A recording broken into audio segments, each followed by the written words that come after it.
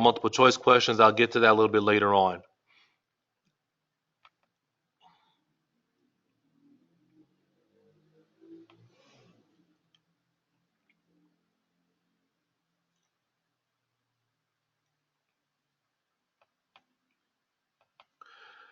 All right, here in section 2, we have multiple choice questions, right? So when we're looking at multiple choice questions, what you have to be very good at. It's the same thing in terms of fill the blank questions, right? You have to be able to recognize the important words in the question so you know what the answer connects to. Okay. A lot of times where people make a mistake with their multiple choice question is that they're looking at the answer choices and they're listening for an answer choice that has words they hear. And when you're doing that, you're going to automatically choose the wrong answer every single time because it's all about synonym language.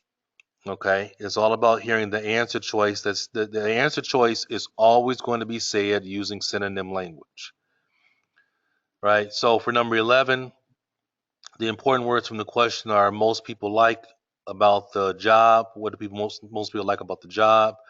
Number 12, what is the manager's concern about the new staff? Number 13, the day is busy because. And number 14, only 18 or older are allowed to use. So that's the language in the question that I am going to be listening for to be able to know when the answer is being said. Okay, to know when the answer is being said. The only time where sometimes they don't play with synonym language is when you have one like number 12. I highlighted the words because what you're supposed to do is you're supposed to underline the keywords in the question. Right, that's what you're supposed to do. Just like in section 1, in section 2, in section 3, and section 4. Right, I'm highlighting, but if you're doing this on paper, you would underline the keywords in the question because that's what you have to listen for. That's what the answer connects to. All right. As I was saying, with one like number 12, you sometimes will hear the direct words. Okay, because there's single words there. Okay, so we have multiple choice, and then we have question 15 and 16, which is a multiple choice question also, right? It's a multiple choice question also. And there you have to listen for two things that make the job stressful. Okay. What two things do they say make the job stressful? And then we come down and we have this also is a multiple choice question. Right. Now, whenever you have this kind of question, what you're dealing with in terms of strategy is they have four names down there, right? 17, 18, 19. They have four names. They're going to go in order, right? So you automatically know they're going to talk about Joy Parkins first, but you have to be able to tell which of these answer choices in the box is she connected to. So, how do they make this difficult? They're going to use synonym language for the words in the box. They're going to use synonym language for the words in the box. They're not going to say Joy Parkins trains courses. That's not what they're going to say, right? They'll say something like Joy Perkins helps people understand courses, right? They're going to use synonym language. So you have to be able to listen for synonym language. Okay. All right. Let's get started with part 2.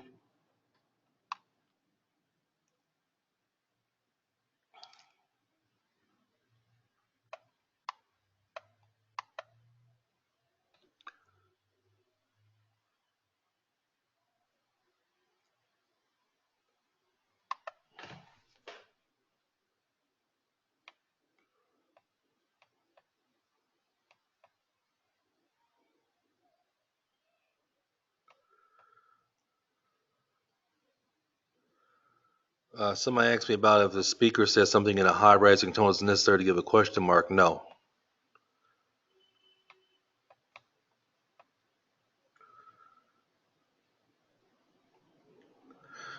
All right, you're going to lose the screen for one moment. Okay, I'll bring the screen back. One moment, please.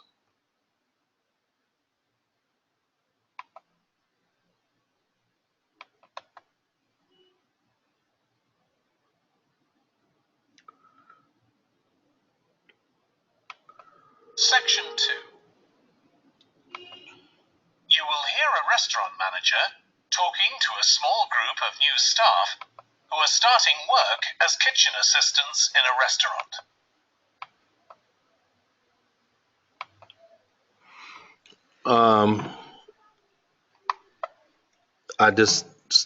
The screen will come back in one moment.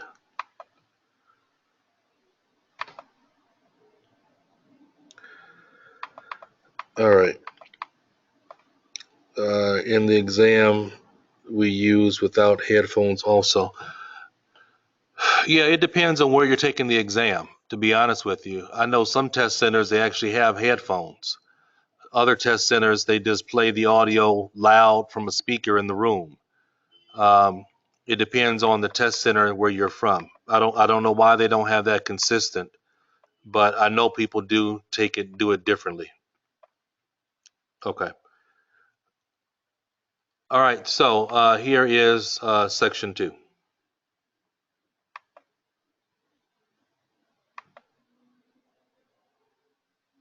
Section 2. You will hear a restaurant manager talking to a small group of new staff who are starting work as kitchen assistants in a restaurant. First, you have some time to look at questions 11 to 16.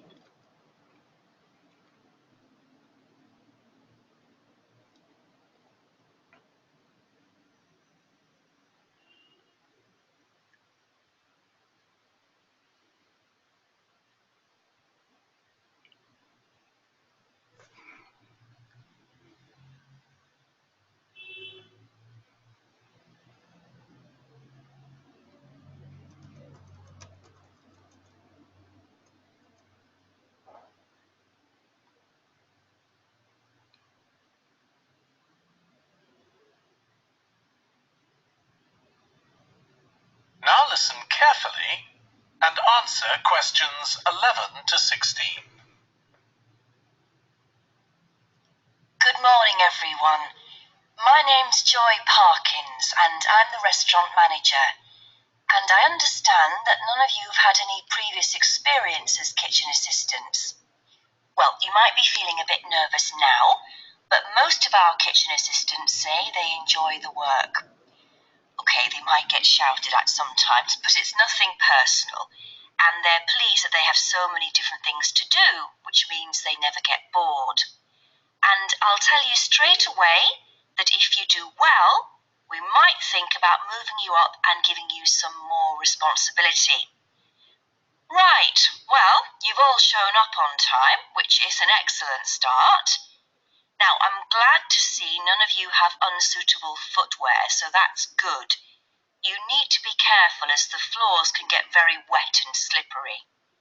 Those of you with long hair have got it well out of the way, but some of you'll need to remove your rings and bracelets. Just put them somewhere safe for today, and remember to leave them at home tomorrow, as they can be a safety hazard. Now, it's going to be a busy day for you all today. We don't have any tables free for this evening, and only a few for lunch. Fortunately, we've got our head chef back. He was away on holiday all last week, which meant the other chefs had extra work. Now, I'll tell you a bit more about the job in a minute, but first, some general regulations.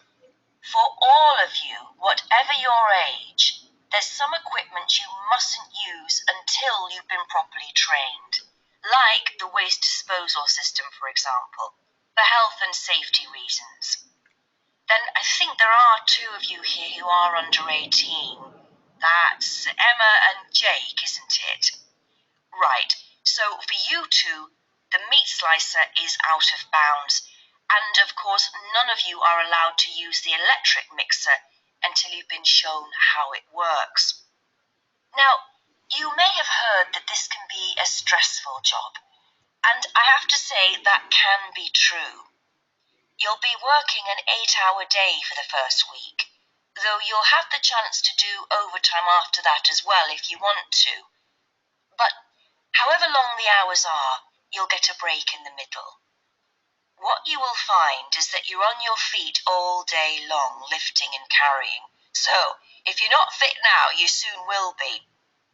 You'll find you don't have much chance to take it easy. When someone tells you to do something, you need to do it straight away. But at least we do have a very efficient air conditioning system compared with some kitchens. Before you hear the rest of the talk, you have some time to look at questions 17 to 20.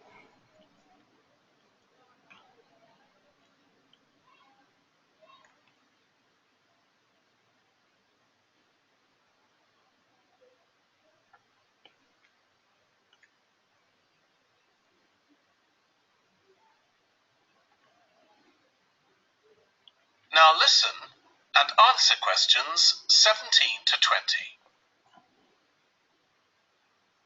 Now, let me tell you about some of the people you need to know. So, as I said, I'm Joy Parkins, and I decide who does what during the day and how long they work for. I'll be trying to get you to work with as many different people in the kitchen as possible, so that you learn while you're on the job. One person whose name you must remember is David Field. If you injure yourself at all, even if it's really minor, you must report to him, and he'll make sure the incident is recorded and you get the appropriate treatment. He's trained to give basic treatment to staff himself, or he'll send you off somewhere else if necessary. Then there's Dexter Wills. He's the person you need to see if you smash a plate or something like that. Don't just leave it and hope no one will notice. It's really important to get things noted and replaced, or there could be problems later. And finally, there's Mike Smith. He's the member of staff who takes care of all the stores of perishables. So, if you notice we're getting low in flour or sugar or something, make sure you let him know so he can put in an order. Okay, now the next thing we need to do. Okay. All right. So one moment. You're gonna lose the screen for a moment, and I'll bring it right back.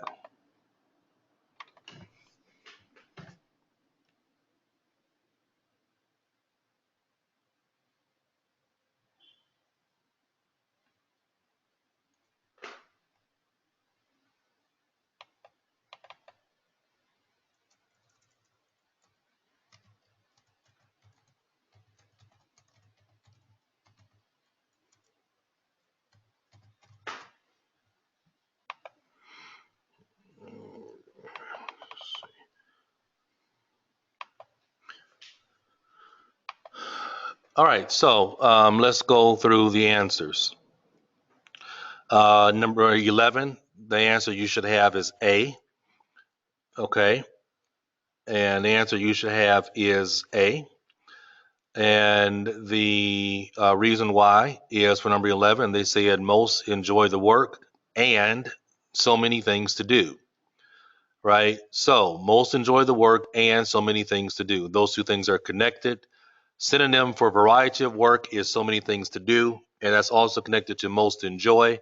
That means the answer is A, right? So you have to be able to, with multiple choice questions, hear the key words in the question because that's what the answer is going to connect to. But then when they're speaking and they say the answer, they're going to use synonym language, right? For they're going to use synonym language. So you have to be able to match synonyms, okay? Number 12, the answer is A, jewelry. They said they were good or okay with shoes in terms of, they said okay for nobody had unsuitable footwear, so that's not the answer. They said everybody's hair is okay, so that's not the answer. The key word here is concern. Whatever our answer are is connected to concern. She said rings and bracelets, leave them at home. It's a safety hazard. That's what she's concerned about. What's synonym for rings and bracelets? Jewelry. Okay. So when you talk about IELTS listening, it doesn't matter if it's multiple choice. It doesn't matter if it's fill the blank. It is a synonyms test. 13, the answer is C.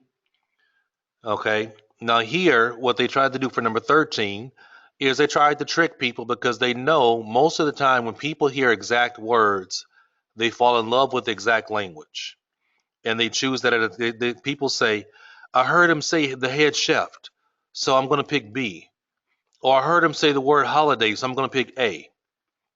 Right? You're falling for the trap, right? Because they didn't say the head chef was absent. They said the head chef is back.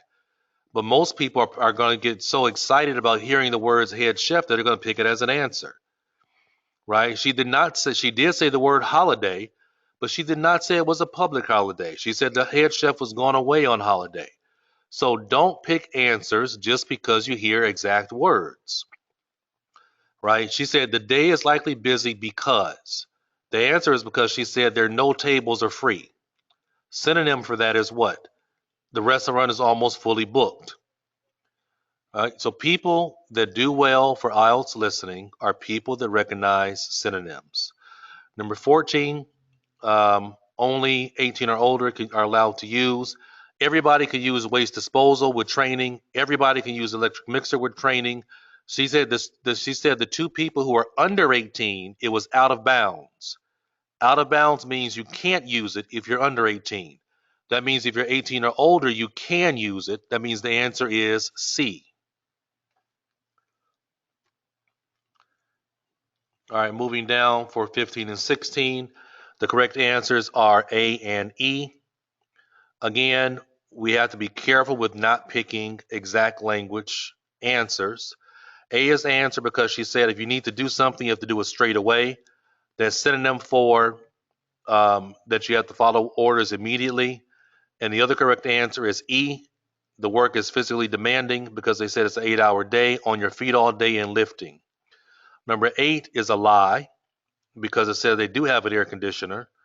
The letter C is also a lie because she said you can't take breaks. It's exact language because she said something about breaks, but she said you can take a break. Letter D is a also lie with exact language trap. She mentioned overtime, but she said she did not say you have to do overtime. She said you can do overtime if you want to, right? So B, C, and D are lies, right? They're the opposite of what they said. But for the answer choices that are the opposite of for those answer choices, they use exact language to pull students towards it, right? They want to know who can recognize the synonyms and who can recognize it being connected to that keyword stressful. Okay. All right. So just to go over for those of you, number 11 is A, 12 is A, 13 is C, 14 is C, 15 and 16 are A and E. It doesn't matter the order. You can have E and A and E. It doesn't matter in terms of the order. Okay.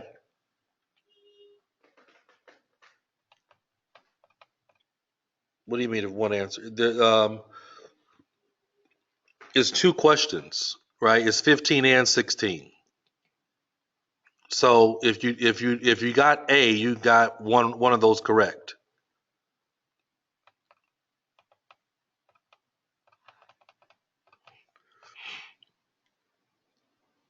Okay.